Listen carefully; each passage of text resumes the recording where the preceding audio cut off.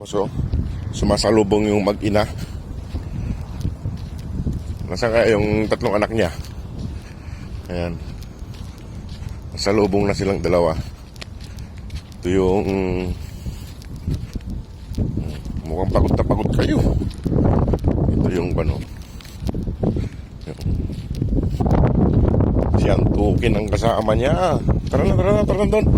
Punta na kami ng mga boss. Hindi ko na pwedeng hawakan sila kaya mabigat yung dala ko. May dalang cellphone tsaka pagkain nila, tubig. Ayan. Ayan sila, dalawa. Kasama niya si Antukin. Lagi niyang kasama si Antukin eh. Laging kasama ni Mama Dog si Antukin.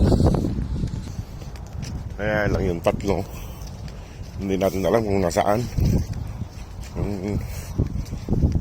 Yung tatlong tutating. Nandun yung mag-ina oh. Kaso yung tatlo wala rito. At hanapin pa natin doon sa kabila.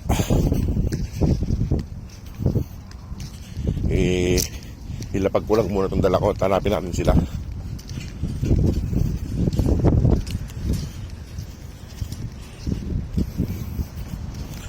Maubos nila yung pagkain. Si Mama Dog tsaka yung isa. Hanapin pa natin yung iba. Kasi wala sila rito eh. Hindi niya kasama yung tatlong anak niya. Umiwalay na naman yung tatlo. May damuhan yung anak niyang tatlo. Saan kaya yung tatlo? Baka napalayo ah. Wala sila dito mga boss oh, sa may tinatambayan nila. Punta muna tayo dun sa kabila ulit. Ayan oh. Wala sila rito. Yung tatlong mga kulit. Wala. Hanapin ko lang doon sa kabila kung nandun sila.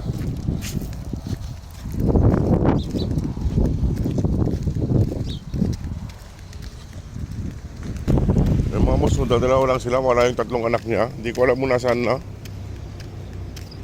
Hinahanap ko pa eh. Mga pasaway, wala rito. Wala dito mga boss yung anak niya. Paperapan pa tayo sa paghanap ng mga yon.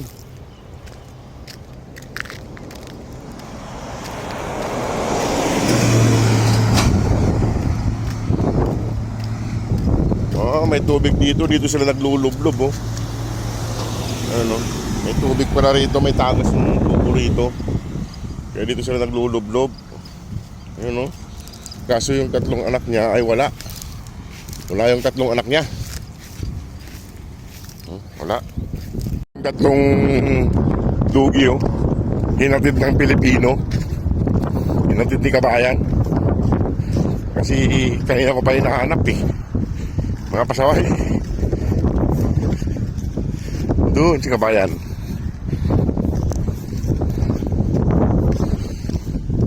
Psst! Yo! Mga pasaway kayo.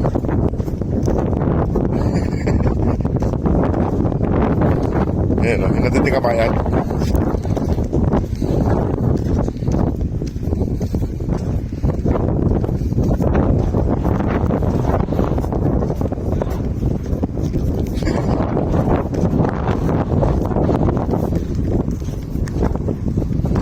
Ayan o, yung tatlo mga kulit.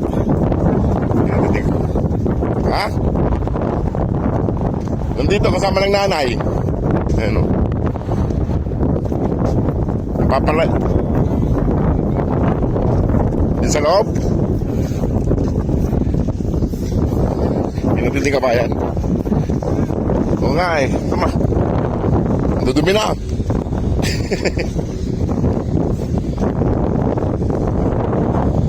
Tinitignan ko doon kasi doon sila madalas sa kabila eh. May tagas kasi yung tubig doon. Doon sila naglulublob eh.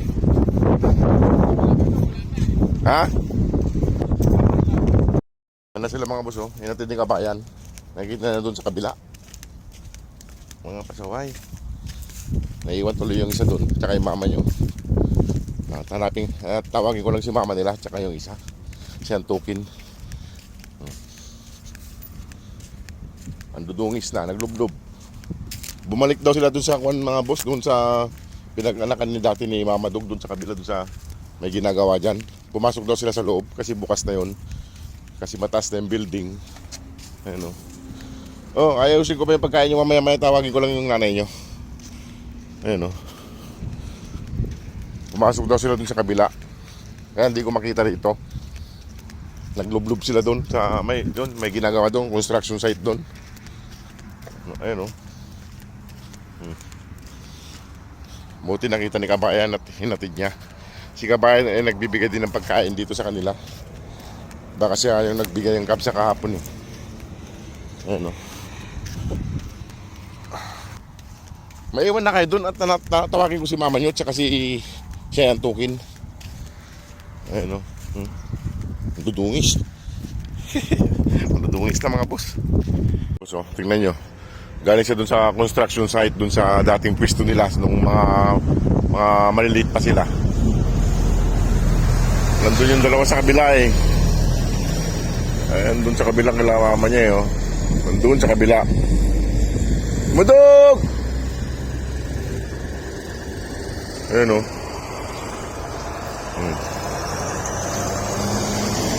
Pagod ako. Buti ay nakita ni Kabayan dun sa kabila.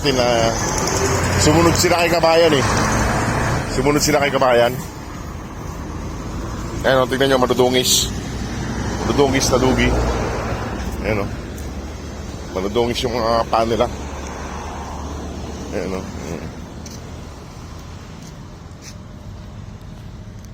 Madog! Psst!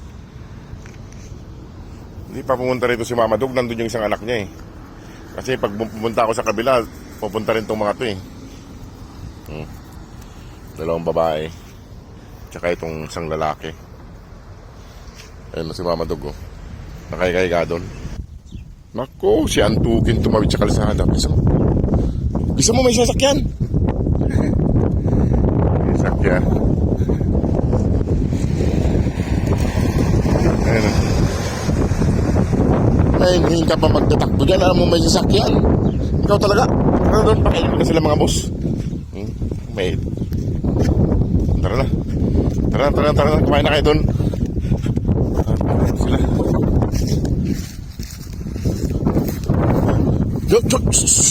At pakainin ko na sila.